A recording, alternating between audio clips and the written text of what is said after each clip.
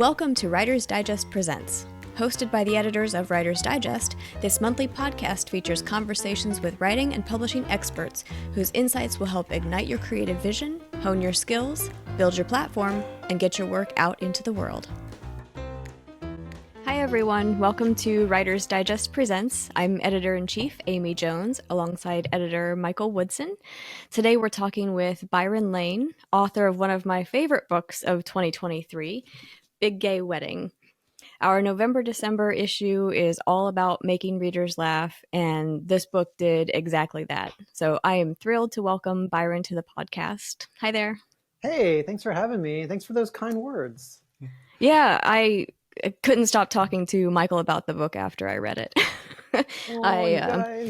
I think I talked his ear off a little bit. No.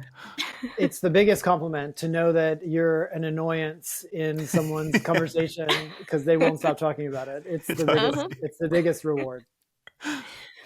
Well, so because I did love it so much, I wanted you to start off by telling listeners what the book is about, and I'm curious about where the idea for the book came from. Sure. Well, Big Gay Wedding is sort of Schitt's Creek meets Father of the Bride.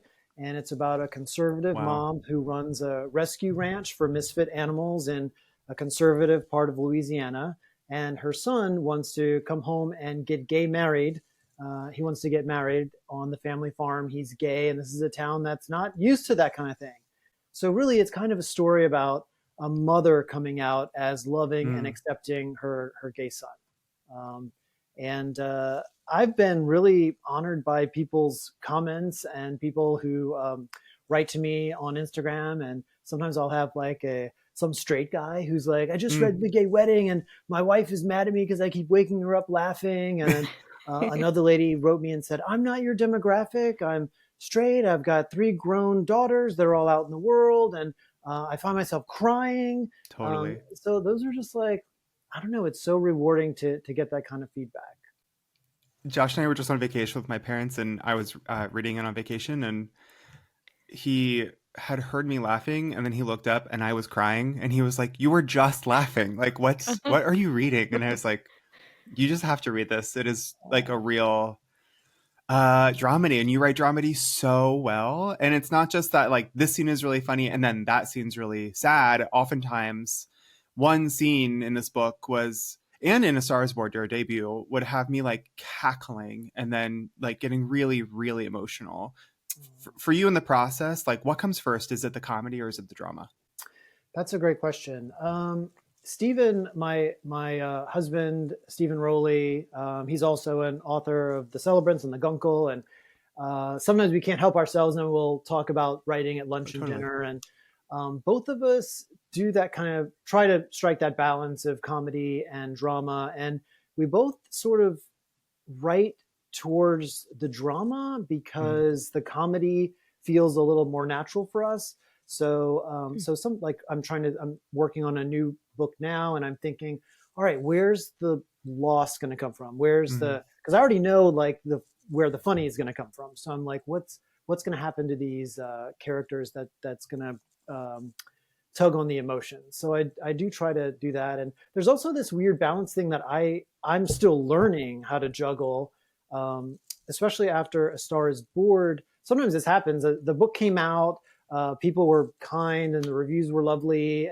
But I have some really smart writer friends who were like, oh, do you notice how in this scene you threw in this moment in the middle of a really dramatic moment? And sometimes you take people out of the emotion with the comedy, or you take people out of the comedy with the emotion, and so it's always a little bit of a juggling act. And I'm glad you feel like it was smooth sailing through some of Big Gay Wedding. Yeah. Well, piggybacking off of that, sort of in the process, did you ever decide to like rewrite something from a different emotional perspective? Like after you wrote it, were you like, I think maybe I want to play this more emotional, or like I'm thinking of this in a more comedic way?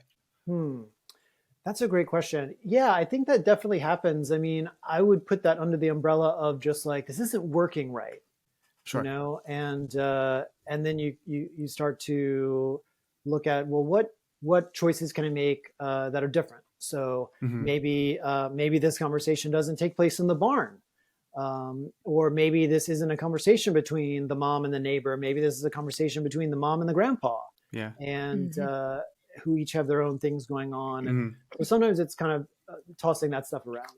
And then sometimes it's gut. So like there are some parts of Big Gay Wedding that some of my smart writer friends suggested I cut, but they Mm. made me emotional. And so I was like, I tried to hang on to them and just try to trust, like, all right, well, if it's making me feel something, I hope it'll make someone else feel something. Yeah. I guess you've kind of answered this, but like, so how is your approach to writing comedy different than writing drama? And if so, like, how? Hmm. Like I said, really, it's I in my life and in my writing, Yeah. comedy and humor are such a big part of it. I don't know how I would have gotten through so many things that I've gotten through without comedy. So they really are like the actor faces. It really is Totally. like both of those things. And Mm. um, so so for example, with Big Gay Wedding, uh, the premise sort of has the comedy built in. Like, you're going to Mhm. get some gay stuff. You're going to get some country bumpkin type material. You can create these characters with rich backstories, like the grandfather who Mm. is in a nursing home, but they watch Glee. I love Um, him. so it really is like trying to do both. But at the end of the day, the comedy feels like it comes a little easier to me. Oh, Maybe wow. it's a coping mechanism or whatever. Like I tend to want to go that way, tell a joke and end this argument with my husband. But maybe sometimes it's better to just not say anything and to let the emotions live, let the tension have life. Wow. That's really interesting because something I was going to ask you is like, uh, something I struggle with generally is like being intentionally funny is hard. Like, writing a joke feels very hard, and in my head it's like I think I get in my head too much. I'm like, is this even funny? Am I trying too hard to make this funny? Do you have Oh, any advice for that, like how to make, oh, or maybe even to like shut that up so you can just do yeah. it? It's such a dilemma because before this chat, I was like, you know what? I'm going to be tacky and I'm going to put the book behind me on the shelf. So I have to go to the other room and get the book. And as I'm pulling it off the shelf, I'm like, I wrote this, a few years ago. I haven't really read it in a while, so I hope the questions aren't too deep.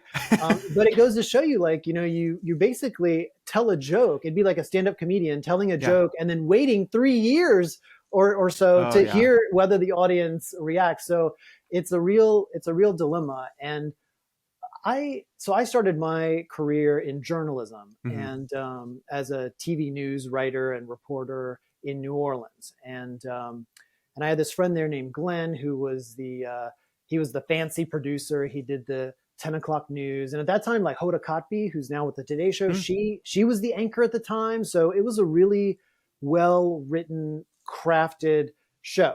And Glenn's thing was always, how do you say something in a way that's unexpected and different? And also, by the way, people in New Orleans, when we would interview people for the news, so many rich characters, and you never really knew what was going to come out of someone's mouth. And so Yeah. when I turned to writing for some of these characters, so like Victoria, who is Yeah. the mother of one of the grooms, I try to spin things in a way that just unexpected. So instead of her saying "I feel sick," she might say, "Woo, this wine has given me hives." So it's just a way to kind of like, what's an unexpected way to say this that's authentic to the character and the environment and all that, but also maybe will catch people by surprise.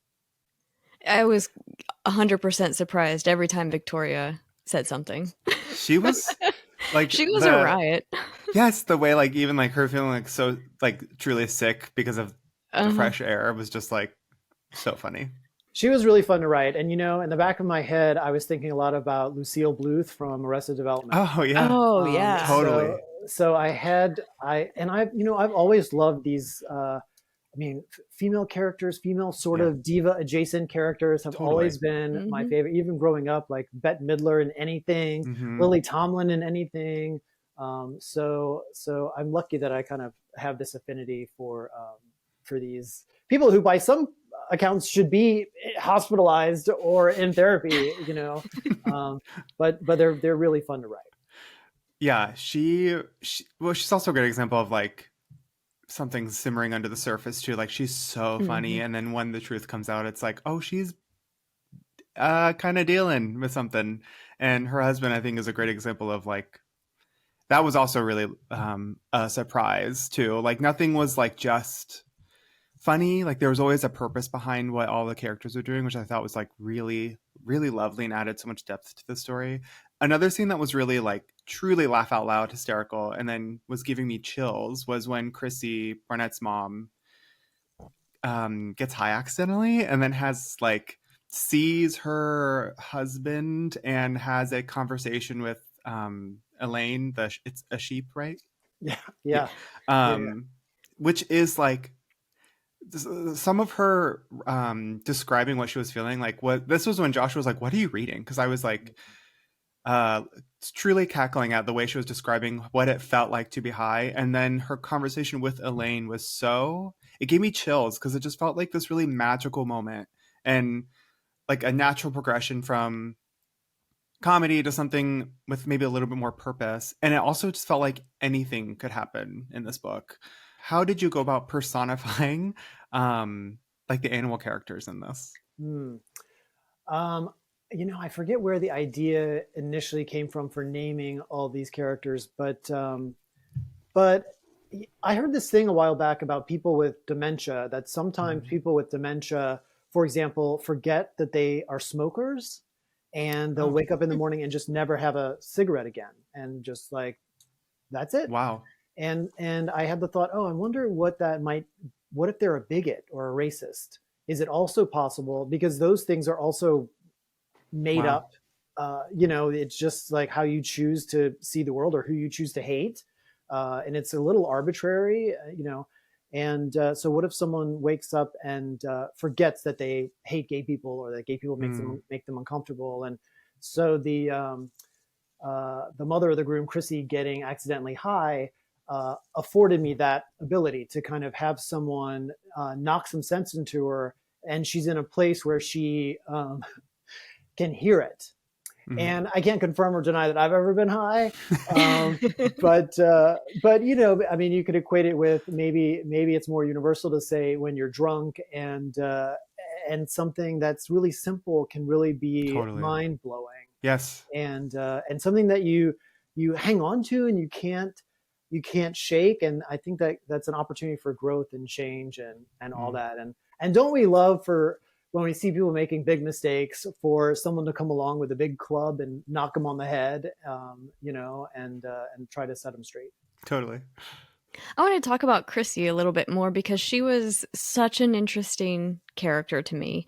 I loved all of um, her quirks and her personality traits and Yeah. her notebook that she writes down things that needs to be done and all of people's faults. And that her farm is the polite society farm, and she has all of these specific ideas about how people should behave and comport themselves, especially around other people. But then she's not afraid to go and confront people, even at the risk of seeming impolite. Hmm. And one of my favorite things that she does is in her mind, every time she thinks of her son, she thinks, "Oh, Barnett." Hmm. And I found myself saying that and thinking of it in a different tone every time she said it, like sometimes I do with my cats. Um, Yes. but I wonder, do you have any particular techniques for creating your characters and these interesting personality traits and quirks that they have? Hmm. I can't tell you how full my heart is hearing you describe these things. And part of it is I'm remembering the difficulty of writing some of it, Mm. and like, what do I call the ranch? Oh, wow. And then why is she not being direct? And so sometimes it was just happy accidents. So Hmm. she's not being direct because she's polite. Ah, let's lean in the polite side ranch thing. Mm. I do try to give characters a little bit of a catchphrase. I hate to say that. I hate to say No, that you're word, really but good at that. You did that in Stars Board too. thanks. I try to give, and I learned a lot from Chuck Palahniuk, Hmm. who wrote Fight Club and Survivor and all these rich books, and he is big on finding those kind of things to create devices, like Hmm. the careful use of repetition Yeah. and all that stuff. So my mom would often say to me, "Oh, Byron," and so I thought that might be a good way to. And also, it says so much. It says Hmm. so much with Yes. so little. That was part of their journey. And and then when my I had a relative who got engaged and another relative who was concerned about that, and they did keep a list of all the Oh, things. They were like, I'm going to talk to him about these things. I have a list. And then indeed they went to lunch and kind of, hashed out this list of concerns. And I remember hearing that story at a time where I was like, I need something. mm, I need to add some kind of clock. Chuck Palahniuk talks Mm. about where's the clock, where's the gun mm, in every book, and he's just talking about escalating stakes and mm. emotional and tangible stakes. And so when I heard the story, I was like, oh my gosh, this is perfect. Like she can have this growing list of grievances. So those were things that like in the middle of just being frustrated and like, what do I do next? I hear someone say, and I'm like, oh my gosh, like, thank you, universe. Yeah, for sure. So aside from Chrissy, there we've alluded to Victoria and Elaine the sheep, but there's also Nicole, Ezra's sister, and Winston, his dad, and this feels like a true ensemble cast for this story. And there are some. I mean, yeah, Chrissy and Barnett are the center of the story. I felt like, but it wasn't like these secondary characters were secondary. They had Totally. full stories and complete arcs, and they experienced growth in the same way that I think the main characters did. Um, but how did you come up with? How did you know that this was the right cast of characters? Were there any that didn't make it into the final book, or characters that you Mm. had to add in as you Hmm. drafted? That's a great question. So I knew obviously mother and son, and I knew that the son would have a boyfriend, and I had a sense of who I wanted those people to be. So Ezra, the fiance, is very self-helpy and Hmm. woo-woo, and I have a part of my personality that's like that, and I do Mm. enjoy bringing those sort of sometimes wild self-help ideas to books. And one little cheat thing that I do that's kind of like trashy is I'll get the internet version of the book, and where you can see what sections people have highlighted, Oh and yeah. Mhm. uh, and often it's these little self-help things, and it makes me so happy. So I look for a way to fit in those things, and so sometimes I'll designate a character for that. Another thing I tend to do is kill off a parent. Part of Mhm. that, so for A Star Is Born, the mother of the main character was dead, and he had kind of a mean father. Mm. And I was trying to kind of pluck from my real life for A Star Is Born, and my parents are divorced, and I couldn't imagine writing for that character having parents who were in a healthy relationship, and so it was just kind of easier to have the mother be dead. Mm. And then as I'm writing, I'm like, oh wow, well if the mom is dead, that opens up this whole. He's got like mother issues, and so Mm. it was a great kind of thing. And so then in Big Gay Wedding, not having the father present, the father is deceased, uh, did a similar thing. It made the story a little bit more focused on the mom, and also it gave the mom a little bit of, I hope, uh, a sense of sympathy, feeling Yeah. sympathetic for this lady who. So the father was in Big Gay Wedding. It was really homophobic. Yeah. And so I hope that readers almost got a sense of, did Chrissy was she given these feelings? Like, was she a lady who was in a relationship where it was just easier for her to be like, okay, yeah, let's be angry about this. Whereas if the father wasn't there the whole time or wasn't homophobic, would her and Barnett's relationship have been different? And so that's why the dad isn't present in the story. And then the sister, I kind of needed She was so funny too. thank you. I needed like a wedding planner. Hmm. Father of the Bride, the movie with Steve Martin, was a little bit of an inspiration for some of this. And in that movie, they have Martin Short, who plays Franck, like the crazy wedding planner. And so I thought that maybe there was room for a character like that. And then as you go along, sometimes things just hit you. So at one point I was asking myself, well, why is Nicole so excited about this wedding? And then it suddenly opens this door for her to have her own longing and her own feeling of like she'll never have one. And then for the Winston and Victoria's relationship, this is a little bit of like it worked out, but it's a little Totally. lazy. The idea of having to manage Winston and Victoria talking in scenes was so overwhelming. It's like you'd have a dinner scene and you've got all these characters, and I'm like, can he? I just don't want to write anything for him. I don't want him to say anything.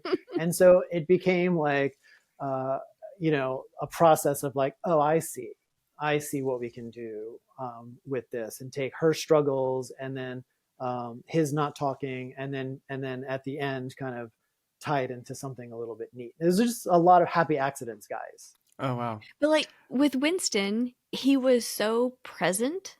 Like even Yeah. though he wasn't speaking, he was so present and there that when I figured out that he hadn't been speaking, I had to go back and double check. I'm like, he really wasn't.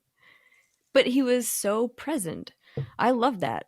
Yeah. I think that was like a twist or a I mean, it's not a traditional twist in the sense of what we talk about with like thriller books, but it was something unexpected that I thought was really well done and totally caught me by surprise.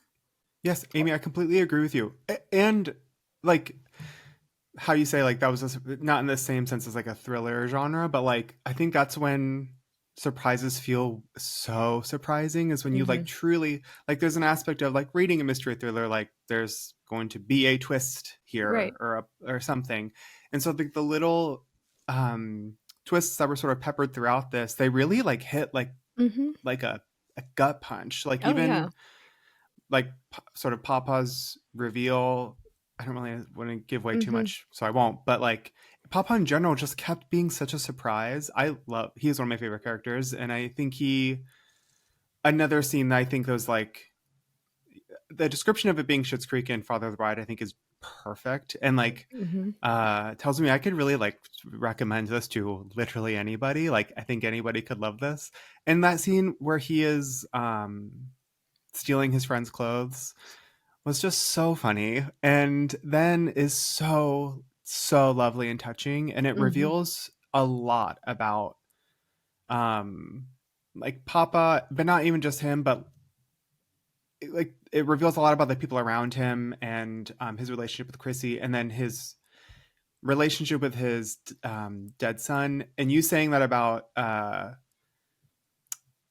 with A Star Is Born, how his mother was dead and his father was emotionally abusive, and then in this book his father is dead and emotionally abusive, Mm. Hmm. um, but is not complicated because Barnett really, in thinking about him, seems like he still like truly loved his dad, and Chrissy also like can't help but like love this man who knows loved her a lot. And I think that like there's no question here. I just wanted to say like the intentional complication of characters and their relationships, I think was just like I think people get nervous about adding that into stuff that is comedic because it can be naturally maybe a little bit more serious, but it doesn't have to be one or the other. I think they can uh, live at the same time. Wow. Michael, you're making me sound really smart. Well, But the truth is, these characters kind of feel real to me. Yeah. They're not exactly based on real people, but my life growing up in Louisiana was really complicated like that emotionally, where people were so nice and then also racist, and Mm-hmm. so kind and then also they hate gay people. Mm-hmm. And I've never known, I didn't know gay people growing up. And in fact, I remember the first time I heard the word lesbian, my mind was blown. Yeah. And someone talking about someone, oh, she's a lesbian. And I thought the word was a lesbian, like she's Yes. a lesbian. Like I didn't even know how to spell it. So it was just a lot of confusing things growing up in the South, where this idea of being polite really Mm-hmm. did mask a lot of things. And you could Mm-hmm. have people who were big personalities and you wanted to be around them, and they made great food, and they, all this stuff. And then you find out, oh gosh, these people are complicated. And so I do feel like some of these characters are written just as I kind of knew Observation. people. Yeah. Yeah. I think that Chrissy's um like her perception of her neighbor is a great example of that, because she assumes something about her and assumes the worst of her, and then is like her neighbor's like, wasn't me, I'm a lesbian. Like it was like also puts the reader to task in being like, okay, what are your preconceived ideas about people? Because that surprised me a lot, and it shouldn't have. Mm. Mm-hmm. Yep. Yep. That's what it was like growing up down there. I mean, I make jokes now, like for ladies who are who I knew rural growing up, with the short hair, and they were tough, and they were feeding horses and riding tractors and all that. And you're like, oh my God, speaking of lesbian, like, and it's not the case. Like, so Totally. it was sort of opposite homophobia or whatever. Right. And yeah, I'm so glad that those were surprising moments, and those are things that I've experienced in my own life. Just like, wow, people really are complicated, and we really Mhm. do have misconceptions. Mm-hmm. And I think part of that too was with the Chrissy's the pastor Yeah. at her church, or the father at her church.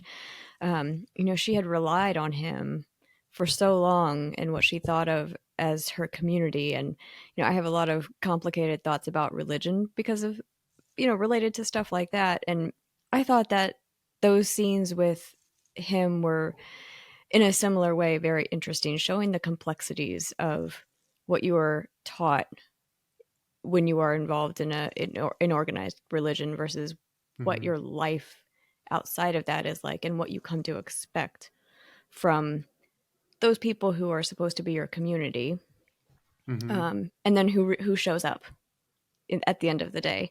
And I thought that that was one of my favorite scenes, and that was a moment where I was laughing and then crying and then laughing again. Mhm. Mm.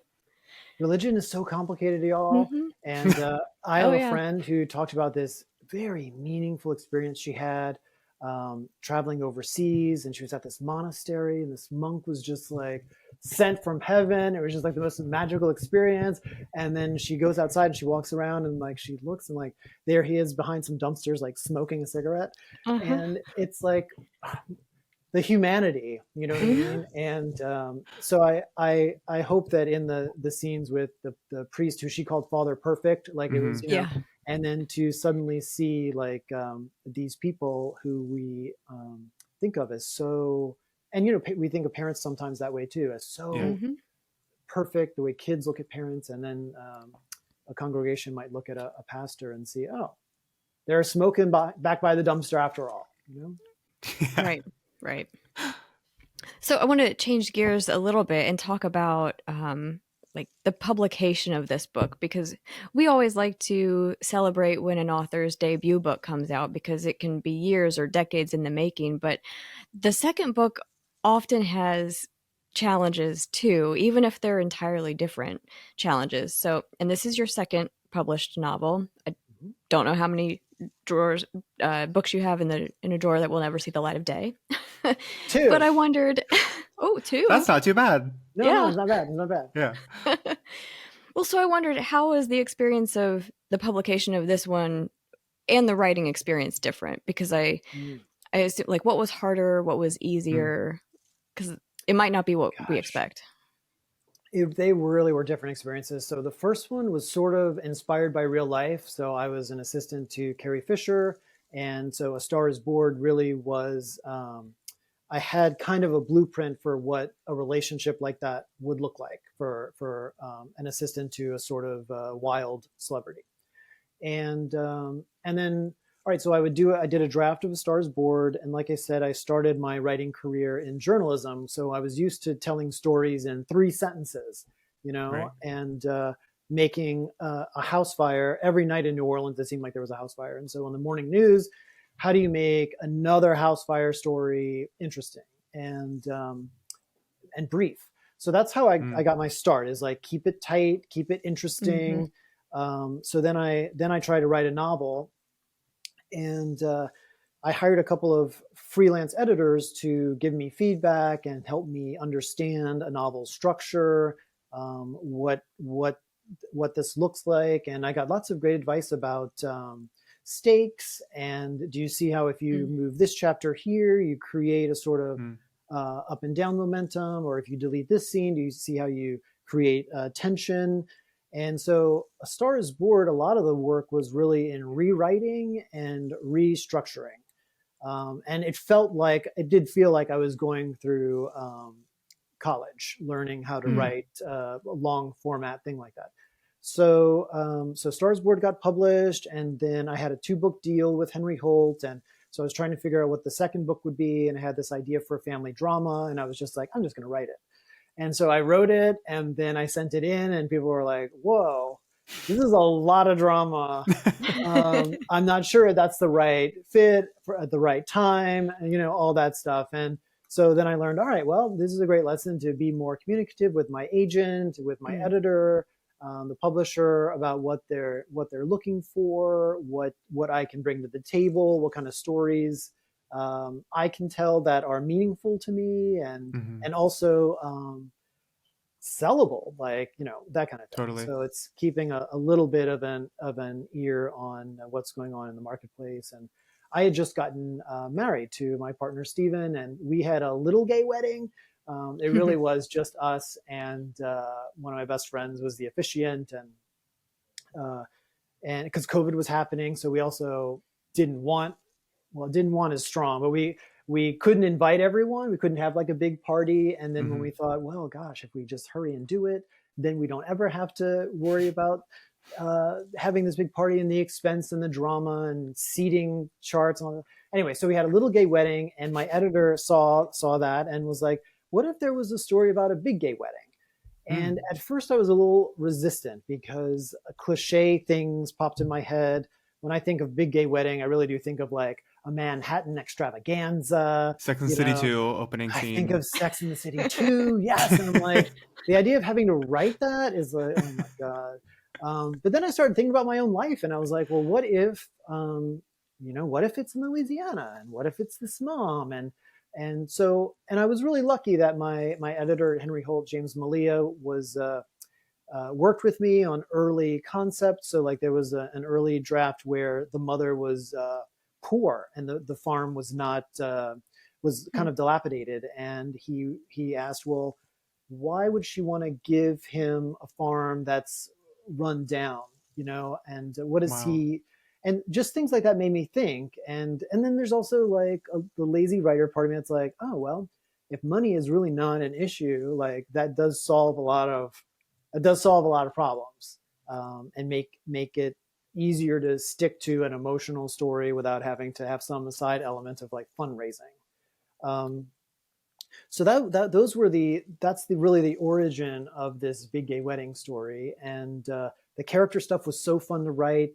Hmm. The hardest thing to write was the actual wedding, Mm. because of I had some resistance to just the what do I want to say, nuts and bolts of the Sure. ceremony of getting guests in. How do you do all that in a way that's interesting? Hmm. What are the elements that are going to be the extravaganza? Where did they come from? And so I don't know. Some of that stuff was just having to turn to imagination, and Totally. how do you transform a farm into like a cool venue, and oh my gosh, I feel like I'm rambling, but that was No, sort of, I love this. I know, that so do was I. those, that's kind of like the real life version of it. Like I wrote a whole novel that no one wanted. And then, of course, like wasn't right for the time, that kind of thing. And I hope maybe I can revive it Yeah. at a later date. But yeah, so I wrote a whole thing in between, and then it was my editor who had this idea about a gay wedding, and then I have to decide, what do I bring to the table? What of this kind of story is in my wheelhouse? And then a little back and forth, and talking to my mom on the phone, and Hmm. figuring out what I was like as a kid, and trying to see what I can include, and researching sheep. That was a part of it too, and Totally. so you just kind of pick up these little things. Mm-hmm. It's interesting you say that because Amy and I were on Slack yesterday talking about like don't know how I'm gonna. We had a hard time like keeping the questions down to a shout because I would talk to Yeah. you all night about this book if I could.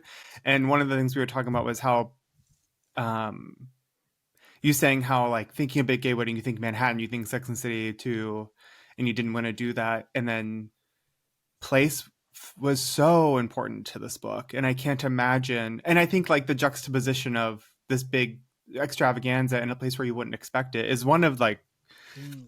the really like shining things about this book that I love so much. And like I really like place and setting in fiction. It's like I think my favorite thing to read and my favorite thing to write. And Mm. I was like in reading the description of this book, I didn't anticipate the setting being Mm-hmm. so important. And it is like the beating heart of the story. The backdrop is really important to this one.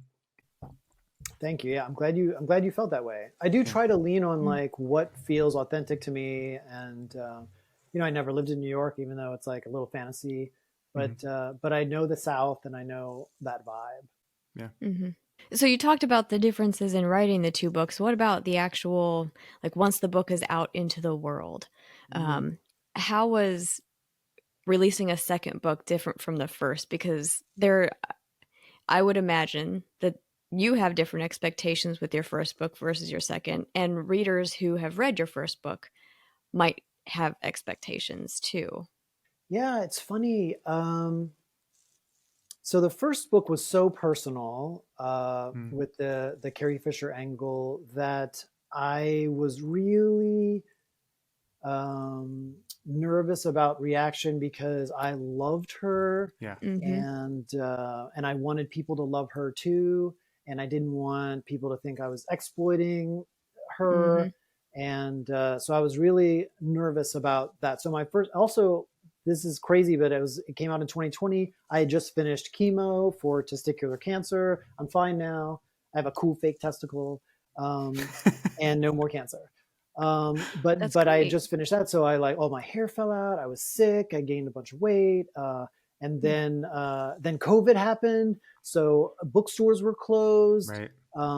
It really was the dawn of like Zoom book author Everything. Yeah. events. Yeah, so it was really a different landscape. And my husband, he had published several books already before that, and I had seen him go on tour and have these experiences at bookstores and all that. And then when my first one came out, I couldn't do any of that. And so in some ways it took pressure off, but the Yeah. pressure was on in my own heart, Mm-hmm. because I of this personal angle. And so when Big Gay Wedding came out, I really feel like I had healthier expectations. Like, pandemic could happen at any second.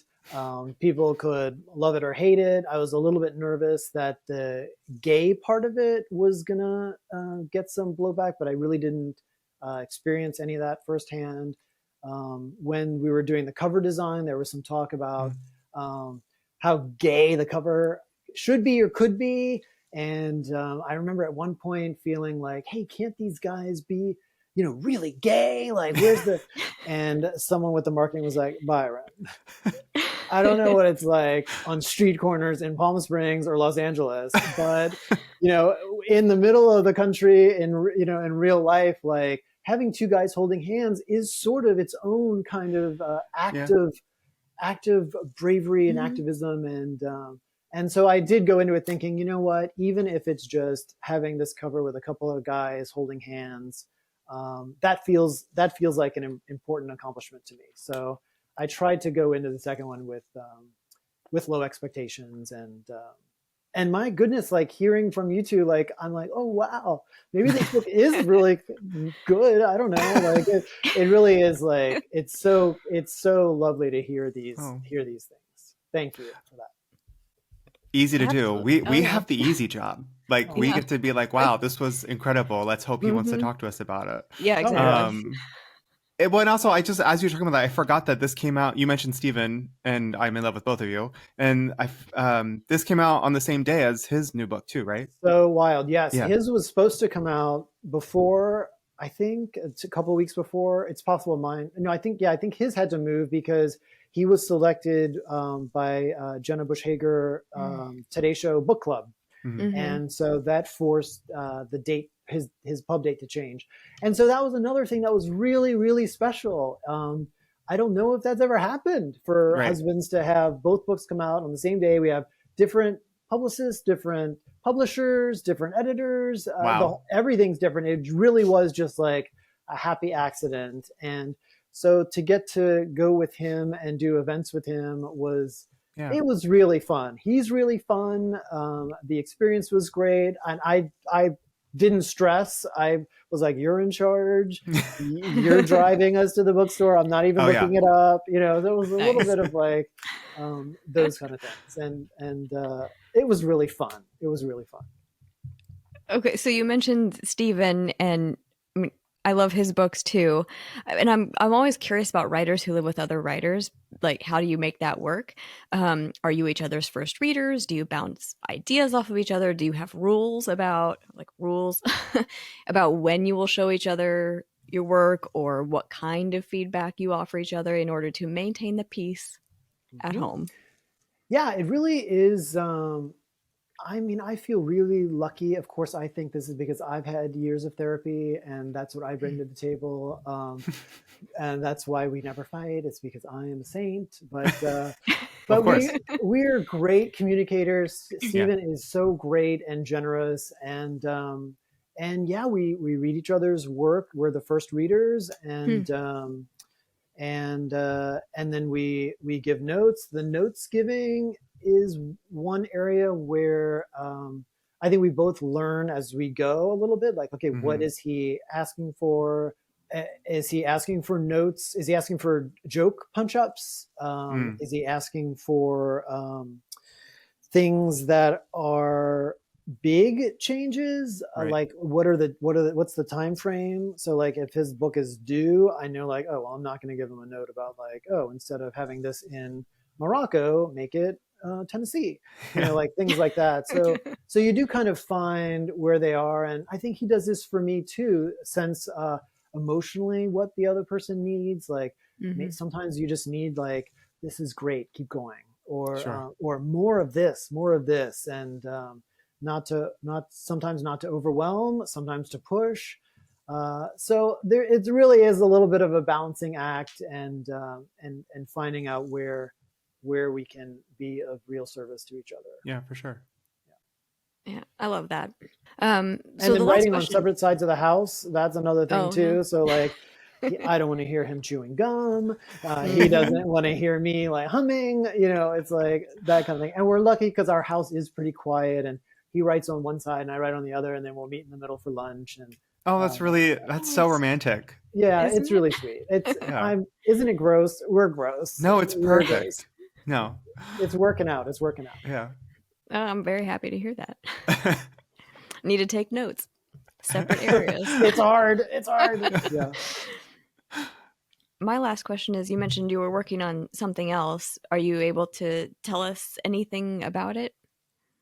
Gosh, I wish I could. I wish I could tell you, but the truth is, I've got like three pots on Oh the wow. stove. Oh, I'm super. really trying to figure out what to do next, and sometimes for me that really depends on like sometimes just little things will happen, Hmm. and suddenly a story gets a whole new texture and becomes totally personal in a new way. Sometimes it's just from talking to my mom on the phone, like I mentioned earlier, or sometimes going to the grocery store and you see some weirdo in front of you and you're like, oh yes, now Hmm. I know. So I'm not exactly sure what the next one will be, but I am writing I'm in the process of writing outlines for 3 ideas, and so we'll see wow. what sticks, and maybe it won't be any of those.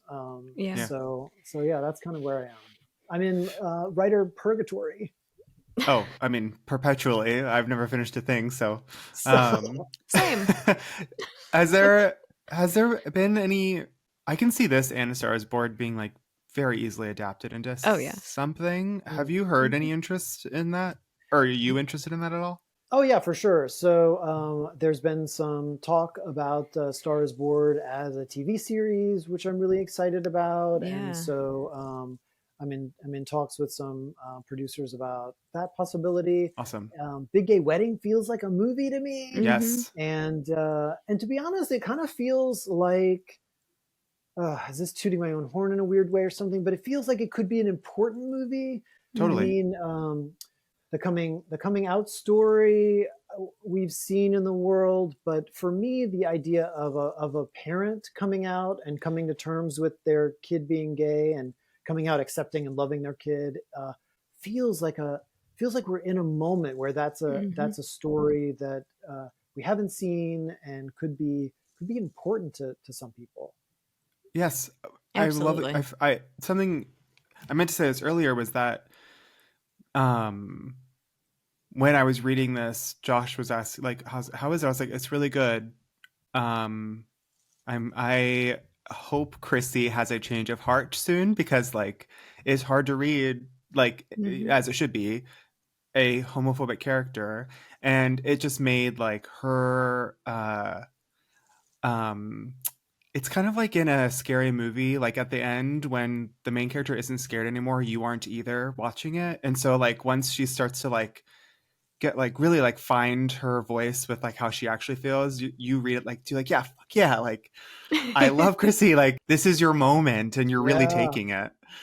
It brings up another weird element of this whole thing, and I also experienced it with A Star Is Born, where people were like, "Oh, that movie star character is really a lot," and I'm like, "What? Like, I love her, Yeah, you totally. know?" Yeah. And then so in real life, my mom is not homophobic at all. She's very loving, but I do Yeah. have other family members who Yeah. are difficult, and also when people do describe her Chrissy as homophobic, and being her position being hard to read about, it triggers the same thing in me. That's like, oh, well, like I lived that, and I think Totally. maybe other gay people can relate too. Like this sense of like, yeah, yeah, it sucks, doesn't it? Like that's yeah, good catch. You know what I mean? Yeah. So it's interesting.